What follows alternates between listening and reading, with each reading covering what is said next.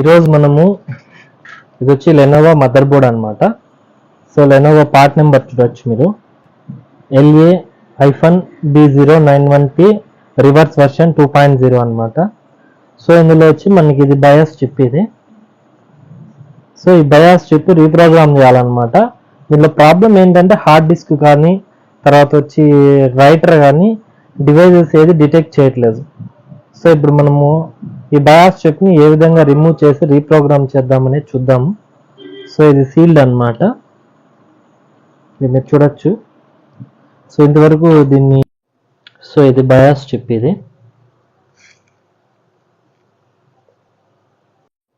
So ఇది bias chip ఇది. ఇప్పుడు మనము బయాస్ చిప్ని రిమూవ్ చేద్దాం. దానికి మొదటిగా మనం ఫ్లక్స్ అప్లై చేసుకోవాలి. సో ఈ రకంగా తర్వాత మనము ఆన్ చేసుకోవాలి. 400 వరకు పెట్టుకోవాలి. ఎయిర్ వచ్చి 2లో పెట్టుకోవాలి. సో నిదానంగా మనము అప్లై చేసుకోవాలి. ఇది బయాస్ చిప్ అనమాట. సో మనకి లెడ్ అంతా నీట్గా కరగాలన్నమాట.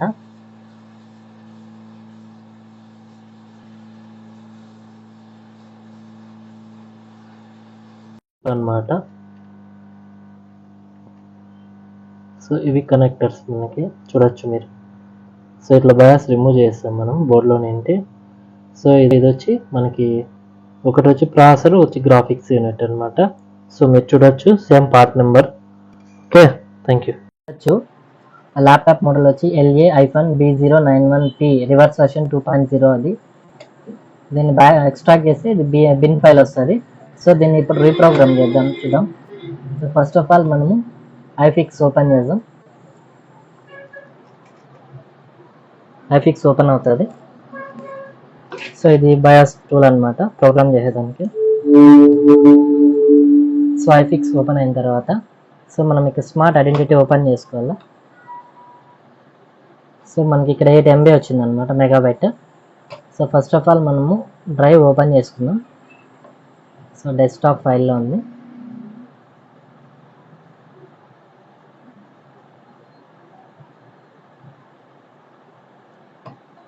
ఇక్కడ కనబడుతుంది అనుకుంటా మీకు. ఇక్కడ ఫోల్డర్ క్రియేట్ చేసామన్నమాట. సో న్యూ ఫోల్డర్ 3 ఓపెన్ చేద్దాం. సో ఇక్కడ ఉంది మన బయాస్ ఫైల్. ఇక్కడ క్లిక్ చేసుకొని ఇక్కడ ఓపెన్ చేసుకోవాలి. సో ఫైల్ అయితే ఓపెన్ అయింది. సో రైట్ మీద క్లిక్ చేద్దాం. సో కింద మీకు స్టార్ట్ అయిందని కనబడుతుంది అనుకో గ్రీన్ కలర్లో.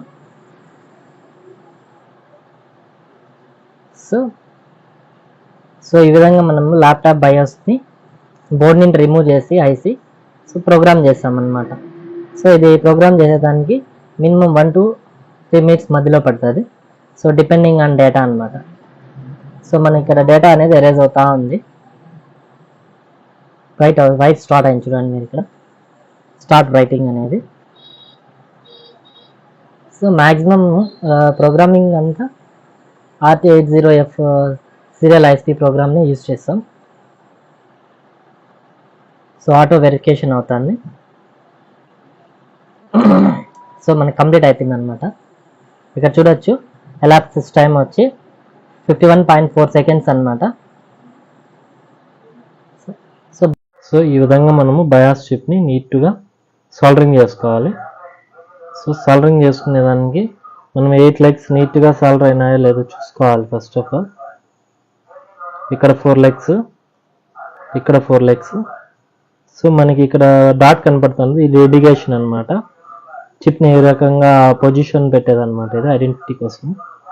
సో ఈ రకంగా మనం బయాస్ చిప్ని రీప్రోగ్రామ్ చేసుకొని నీట్గా చేంజ్ చేసుకోవచ్చు. ఓకే, ఇప్పుడు ల్యాప్టాప్లో ఫిక్స్ చేసి చెక్ చేద్దాం డిస్ప్లే వస్తుందా లేదా, డిటెక్ట్ అవుతాయా లేదా అనేది. ఓకే, ఈ రకంగా మనకి లెనోవో ల్యాప్టాప్ స్క్రీన్ ఆన్ అయిందనమాట, మీరు చూడొచ్చు. ఈ రకంగా బయోస్ని రీప్రోగ్రామ్ చేసుకోవచ్చు. Thank you so much. నా ఛానల్